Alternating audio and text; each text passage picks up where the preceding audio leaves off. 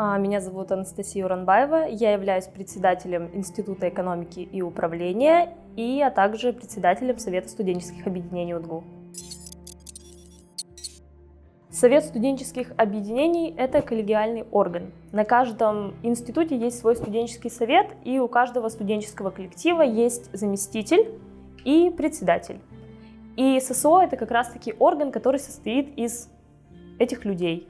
Мы решаем различные вопросы, связанные с условиями обучения, вообще различные сферы, права и обязанности студентов, их досуг, если где-то их ущемили или что-то. Или вообще, если у студентов есть какие-то предложения, он горит, но по каким-то причинам он не может реализовывать себя в своем институте, пожалуйста, обращайтесь к нам, ССО для этого и существует. Поддержка, сила и жизнь. Приходишь, показываешь, какой ты заинтересованный, мы это видим, и ты в нашей команде. Вот на данный момент у нас тут в Совете культура того, что мы не охотимся за идеально умеющими людьми, но немного желающими. Мы считаем, что в команде должны быть люди полностью заинтересованные. Именно поэтому в этом аспекте мы очень ответственны. Работать с людьми легко, но трудно найти тех, с кем легко работать. Именно поэтому, чтобы работа была в кайф, чтобы команда работала так, как она хочет работать эффективно, мы подходим ответственно к выбору людей в команду. Но это ряд различных компетенций. Мы у себя на институте проводим большое количество мероприятий, связанных с взаимодействием с студентами и преподавателей.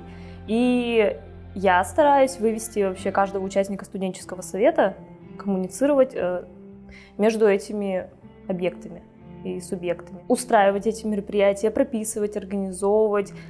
Главным отделом это навыки делегирования. Ты учишься жить в условиях, я не знаю, кризиса, можно так сказать, потому что у тебя вечно могут возникать какие-то проблемы, но проблема — это возможность, если ты ее перешагиваешь. Ты абсолютно иначе смотришь на проблемы даже в учебной жизни. Вот честно, для меня самое легкое время во время обучения — это сессии. Приходишь и сдаешь, и все. Если кратко описать все, что я сказала, ты становишься очень пластичным ко всем происходящим событиям. У нас раз в месяц или 2 раза в месяц проходят мероприятия, где взаимодействуют преподаватели со студентами. Мы проводим им знакомство с институтом, квест по институту. Туда же мы добавляем элементы тимбилдинга.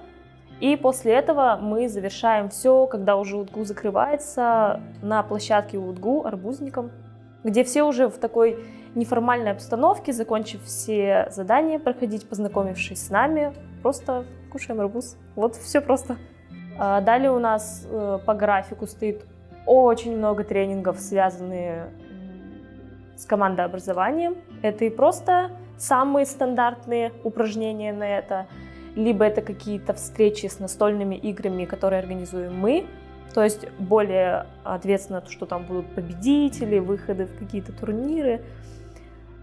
И просто обычные неформальные встречи, организация коттеджей или что-то такое.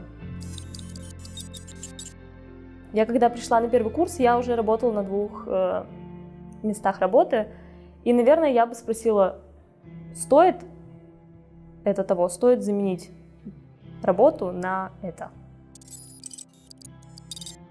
Первое. Скучненький вопрос, конечно, я уже привыкла его слышать. Ты вообще успеваешь жить? Ну, конечно, успеваю. А второй вопрос, его постоянно задают вообще всему студенческому совету. А если в студсовет приходишь, это значит никакой личной жизни, и время для этого совсем не будет. Это вообще самый первый вопрос, который нам задают на самой нашей первой встрече 1 или 3 сентября. И первый это вообще вопрос, который я не только от первокурсников слышу, но вообще от очень многих студентов. А ты успешно сессии закрываешь из-за председательства?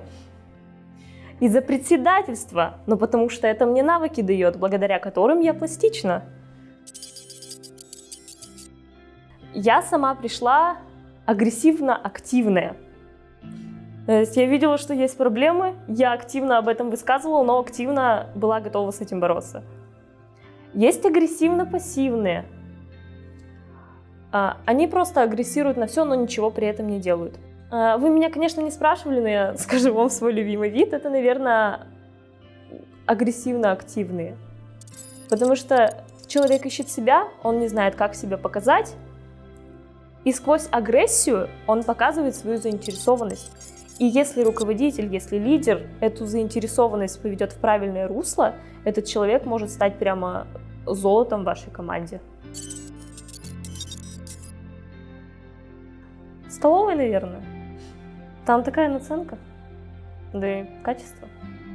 Ну вот я как сходила, больше не появлялась там.